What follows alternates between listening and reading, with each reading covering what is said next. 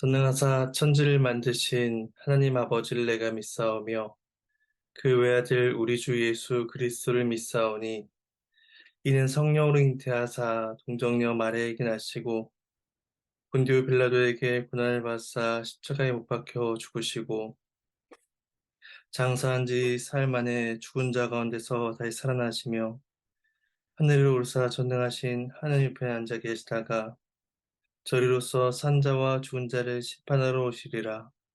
성령을 믿사오며 거룩한 공예와 성도가 서로 교통하는 것과 죄를 사해 주시는 것과 몸이 다시 사는 것과 영원히 사는 것을 믿사옵나이다.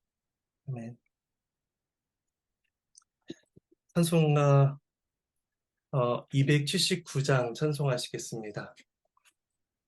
찬송가 279장입니다.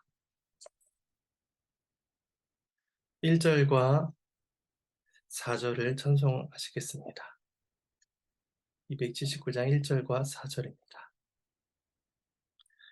인내하신 곳에 주여 내가 비오니 죄인 오라실 때에 날 부르소서. 주여 주여 내가 비오니 죄인 오라실 때에 날 부르소서. 만복 근원 우리 주여 위로하소서. 우리 주와 같으시니 어디 있을까? 주여 주여 내가 비오니 죄인 오라실 때에 날 부르소서. 아멘.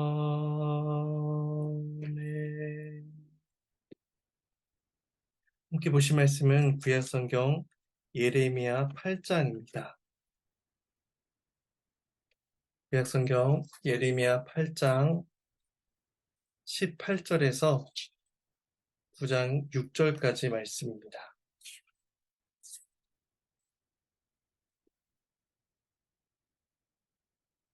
구약성경 예레미야 8장 18절에서 9장 6절까지 말씀입니다. 네, 제가 말씀을 봉독하도록 하겠습니다. 슬프다 나의 근심이여 어떻게 위로를 받을 수 있을까? 내 마음이 병들었도다. 딸 내 백성의 심히 먼 땅에서 부르짖는 소리로다. 여호와께서 시온에 계시지 아니한가? 그의 왕이 그 가운데 계시지 아니한가? 그들이 어찌하여 그 조각한 신상과 이방의 헛된 것들로 나를 경노하게 하였는고 하시니 추수할 때가 지나고 여름이 다하였으나 우리는 구원을 얻지 못한다 하는도다. 딸 내 백성이 상하였으므로 나도 상하여 슬퍼하며 놀라움에 잡혔도다. 길르앗에는 유향이 있지 아니한가? 그곳에는 의사가 있지 아니한가? 딸 내 백성이 치료를 받지 못함은 어찌 됨인고?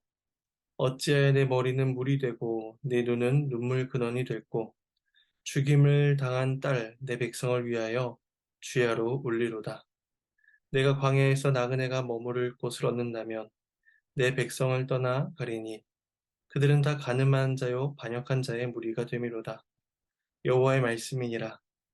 그들이 활을 담긴 같이 그들의 혀를 올려 거짓을 말하여 그들이 이 땅에서 강성하나 진실하지 아니하고 악에서 악으로 진행하며 또 나를 알지 못하느니라. 너희는 각기 이웃을 조심하며 어떤 형제든지 믿지 말라. 형제마다 완전히 속이며 이웃마다 다니며 비방함이라.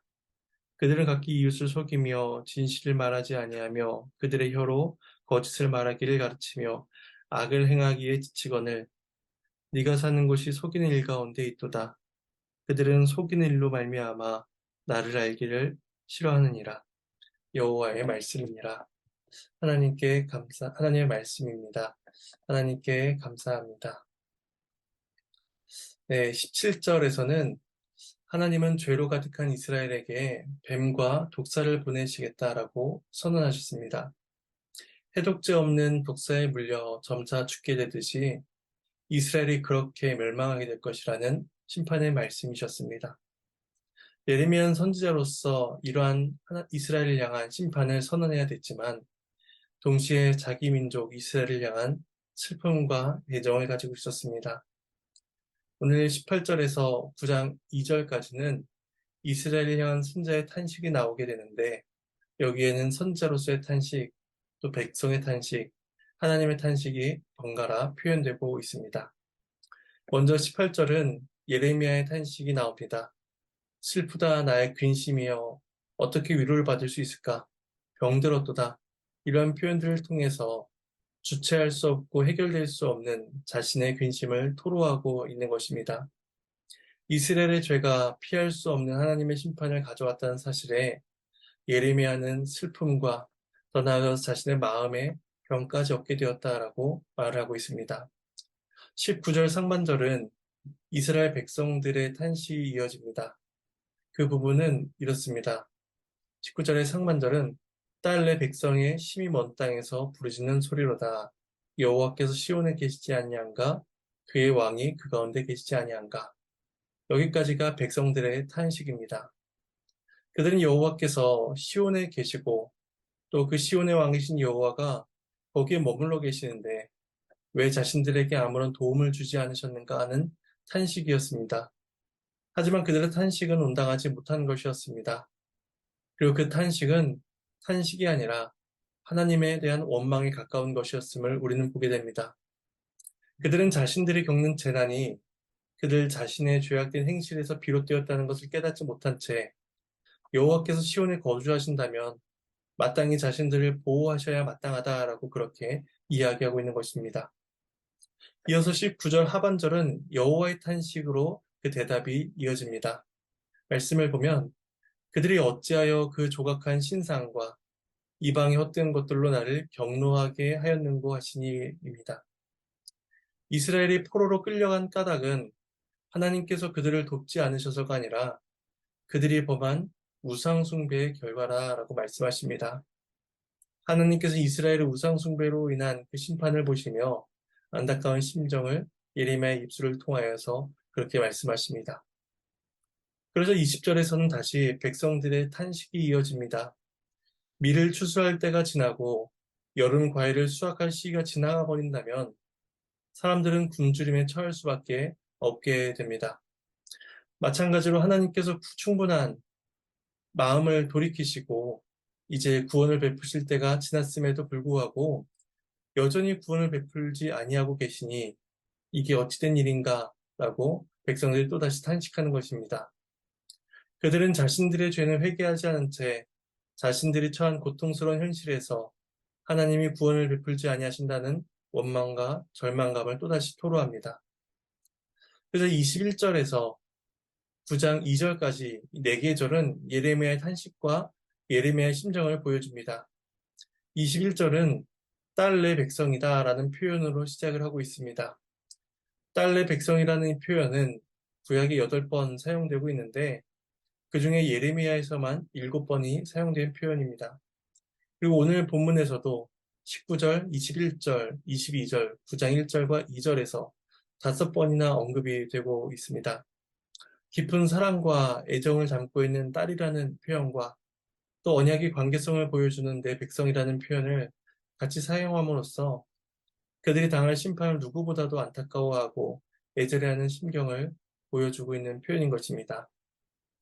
그리하여 그들이 깨지고 상함으로 인해 선지자 자신도 깨지고 상했으며 슬퍼하고 놀라움에 사로잡혀 있었다라고 예레미야는 이야기합니다.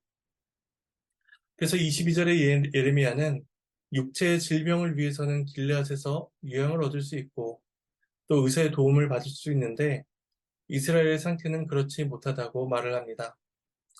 아마도 유향은 상처 치료제로 사용된 것으로 보이며 길르앗에는 이 유향이 유명했고 또한 유능한 의사도 있었던 것으로 보입니다. 육체의 상처를 치료받기 위해서는 길르앗으로 가면 됐습니다. 하지만 길르앗의 향유와 의사로도 고칠 수 없는 것이 있었으니 바로 이스라엘의 영적인 상태였다는 것입니다. 하나님에 대한 그들의 반항심과 불순종은 인간적인 의술로도 해결될 수 없는 것이었습니다. 예레미야 22절 마지막을 딸 내 백성이 치료받지 못하면 어찌 됨인고 라는 질문의 형식을 통해서 슬픔을 토로하고 있습니다.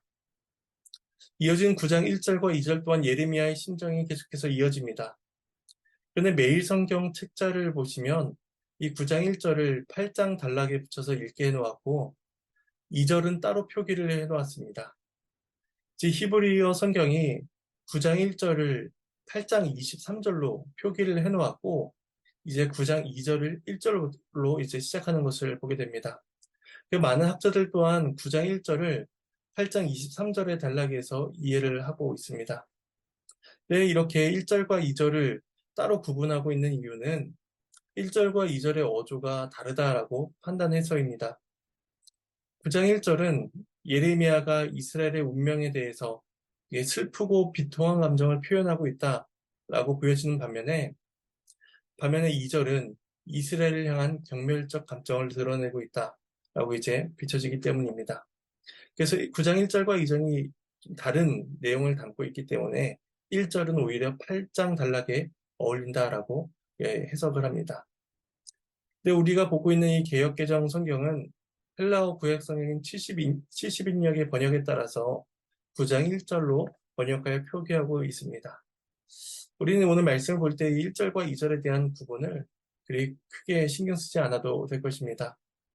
이스라엘에 대한 안타까운 심정도 선자의 표현이며 또 2절에 나타나는 죄와 우상숭배에 물들어 있는 그들을 떠나고 싶어하는 심정도 선자의 동일한 마음이기 때문에 우리는 이것을 따로 구분하지 않아도 될 것입니다. 1절에서 예레미야는 은유적인 묘사를 사용함으로써 자신의 조국인 이스라엘의 멸망에 대한 큰 슬픔을 고백합니다. 1절에 대한 새 번역 성경은 다음과 같습니다. 제가 말씀을 읽어드리겠습니다. 살해된 나의 백성, 나의 딸을 생각하면서 내가 낮이나 밤이나 울 수 있도록 누가 나의 머리를 물로 채워주고 나의 두 눈을 눈물샘이 되게 하여 주면 좋으련만.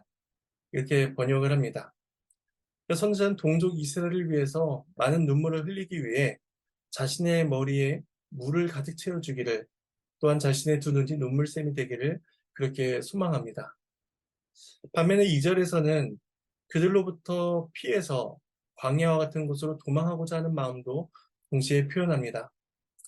그들은 간음과 반역으로 가득 차 있었습니다. 예레미야는 죄에 대한 혐오감과 또한 심판당하는 이스라엘을 보는 괴로움으로 인해 차라리 그들을 떠나 광야로 피하고자 하는 마음의 소망을 고백합니다. 그리고 이어진 3절부터는 하나님께서 이스라엘을 심판하실 수밖에 없는 구체적인 이스라엘의 죄를 나열하고 있습니다. 사람이 화살을 쏘려고 하는 것처럼 유다는 혀를 올려 거짓을 말할 준비를 하고 있었습니다. 활이 사람을 관통해 죽이듯이 그들이 거짓으로서 사람들을 죽이고자 그렇게 하고 있었던 것입니다. 하나님은 거짓이 없는 진리이신 분이셨지만 이스라엘 안에는 결코 진실이 존재하지 않았습니다. 또한 그들의 삶은 강성해 보일지 몰라도 악에서 악으로 나아가는 삶이었습니다. 그들의 시작과 그들의 끝이 모두 다 악으로 가득 찼습니다. 또한 이스라엘이 마치 먹이를 찾아다니는 짐승처럼 악에서 악을 더하기 위해 이곳저곳을 헤매고 있습니다. 그 까닭은 3절 말미에서 말씀하듯이 여호와를 알지 못했기 때문입니다. 모든 타락과 모든 부패는 참되신 하나님을 알지 못하는 데에서 비롯된다는 것을 그들은 그렇게 삶으로 드러내고 있었습니다. 그리고 이어진 4절에서 6절 중반부까지는 이스라엘에 가득한 거짓의 문제를 더 이제 자세히 지적합니다. 거짓은 이웃과의 관계를 파괴하는 데 작용이 됩니다. 이웃과 형제 간에도 조심하고 그들을 신뢰하지 말아야 되는 이유는 그들이 형제마다 서로 속이고 이웃 간에 비방하기 때문이었습니다. 이때 형제마다 완전히 속이다라는 이 완전히 속이다는 히브리어 발음은 야코브입니다. 이 단어는 이스라엘의 조상인 야곱과 동일한 어근을 가지고 있으며 그 자음의 형태도 동일하다는 것을 보게 됩니다. 이스라엘의 조상인 야곱이 속임수에 능했듯이 그의 후손인 이스라엘도 형제를 완전히 속이는 데 익숙했다라는 것을 이 언어적인 표현을 통해서 보여주고 있는 것입니다. 5절에서도 그들의 거짓된 행태가 계속해서 나타나고 있는데 이스라엘 죄가 점증적으로 강조되는 것을 보게 됩니다. 첫 번째 행태는 속이는 것입니다. 두 번째에서는 진실을 말하지 아니하게 됩니다. 그리고 세 번째로는 혀로 거짓말을 가르치게 됩니다. 그리고 마지막은 악을 행하되 지친 데까지 행하게 되는 것입니다. 진실을 말하며 주의 교훈을 가르치고 선을 행하는 데 애써야 되는 자들이 오히려 정반대의 삶을 살아가고 있었던 것입니다. 이스라엘은 거짓이 팽배한 사이였으며 죄가 만연한 사이였습니다. 형제가 형제를 완전히 속이며 비방하는 이러한 수평적인 관계에서의 죄의 문제는 그들 간의 문제로 그치지 않고 하나님과의 수직적인 관계에서도 문제를 드러내는 것을 보게 됩니다. 그것은 하나님을 알기를 싫어한다는 것입니다. 진리이신 주의 교훈을 배우기를 싫어하며 하나님께서 우리의 삶을 어떻게 인도해 나가시는지를 배우고 경험함으로써 알아가야 하는데 그들은 하나님 알기를 거부했습니다. 이스라엘은 하나님을 사랑하고 이웃을 사랑해야 하는 계명을 완전히 깨뜨려 버린 것입니다. 이러한 이스라엘을 하나님께서 어떻게 대하시는지 우리는 이어지는 내일의 본문을 통해서 더욱더 확인하게 될 것입니다. 제 말씀을 정리하겠습니다. 이스라엘은 하나님을 원망하고 탄식만 할 뿐 죄로부터 돌이키지를 아니합니다. 그들 안에는 해결되지 않는 거짓과 속임수, 하나님 알기를 거부하는 등의 그러한 죄의 문제가 가득했습니다. 선지자는 동족의 처지를 슬퍼하며 함께 울고 또 그들을 향해 탄식하고 있지만 그들의 영적인 문제를 해결해 줄 수는 없었습니다. 길르앗의 유양과 의사로도 고칠 수 없는 것이 우리들의 죄의 문제였기 때문입니다. 그런데 이러한 우리들을 위해서 예수 그리스도께서 이 땅에 오셨습니다. 참된 제사장이신 예수님께서는 누구보다도 우리의 죄를 보시며 탄식하셨고 거짓과 죄로 가득한 우리의 인생 깊은 곳으로 들어오셔서 십자가에서 죽으심으로 죄된 우리의 본성을 바꾸어 주셨습니다. 이제 우리에게서는 거짓이 아니라 진리의 말씀이 고백되게 되었으며 하나님 알기를 싫어하는 것이 아니라 누구보다도 하나님 알기를 즐거워하는 자들이 되셨습니다. 우리 이 은혜가 오늘도 우리의 삶에서 드러날 수 있도록 하나님의 은혜를 구할 것입니다. 진리의 말씀을 듣고 또 그 말씀을 읽고 또 그 말씀을 암송하며 하나님 알기를 기뻐하는 삶이 우리의 삶에서 나타날 수 있도록 오늘 하루를 위해 기도하며 또 마음의 소망을 가지고 살아갈 것입니다. 이 시간 제가 말씀을 가지고 잠시 기도하도록 하겠습니다. 이스라엘 백성들은 온갖 죄악을 행하며 하나님 알기를 싫어하였고 결국 하나님의 징계와 심판을 받는 데까지 이르렀습니다. 그들은 그들의 상태를 회개하지 아니하고 어찌하여 하나님이 도우시지 않은가 라는 탄식과 원망만을 토로할 뿐이었습니다. 그런 모습을 보며 선지자는 애통해했고 또 슬퍼했지만 정작 그들을 향한 실제적인 본질적인 문제는 해결해 주지 못함을 우리는 보게 됩니다. 이러한 문제가 여전히 우리 가운데 있다는 것을 우리는 보게 되는데 참된 제사장이요 선지자신 예수 그리스도께서 우리를 위해 이 땅에 오시사 우리의 모든 죄와 죄의 문제들을 해결해 주셨음을 우리는 고백하게 됩니다. 우리의 삶에서 주께서 회개의 고백들을 하게 하셨고 또한 우리의 삶에서 하나님을 알고 또한 선을 향하여 나아가는 그런 은혜로운 모습들이 나타나게 하셨사온데 이것이 모두 예수 그리스도로 인한 우리들에게 주어진 구원의 선물임을 기억하며 더욱더 하나님 알기를 기뻐하고 이웃사랑하기를 기뻐하는 우리 모두가 될 수 있도록 도와주시옵소서. 오늘 하루도 주님께서 베푸시는 은혜를 누리기를 소망하오며 감사드리며 이 모든 말씀 예수님의 이름으로 기도드립니다. 네. 예, 주님께서 가르쳐 주신 기도로 마치도록 하겠습니다. 하늘에 계신 우리 아버지여, 이름이 거룩히 여김을 받으시오며 나라가 임하시오며 뜻이 하늘에서 이루어진 것 같이 땅에서도 이루어지리이다. 오늘 우리가 우리에게 죄 지은 자를 사하여 준 것 같이 아, 오늘 우리에게 일용 양식을 주시옵고 우리가 우리에게 죄 지은 자를 사하여 준 것 같이 우리의 죄를 사하여 주시옵고 우리를 시험에 들게 하지 마시옵고 다만 악에서 구하시옵소서. 나라와 권세와 영광이 아버지께 영원히 싸움나이다. 아멘.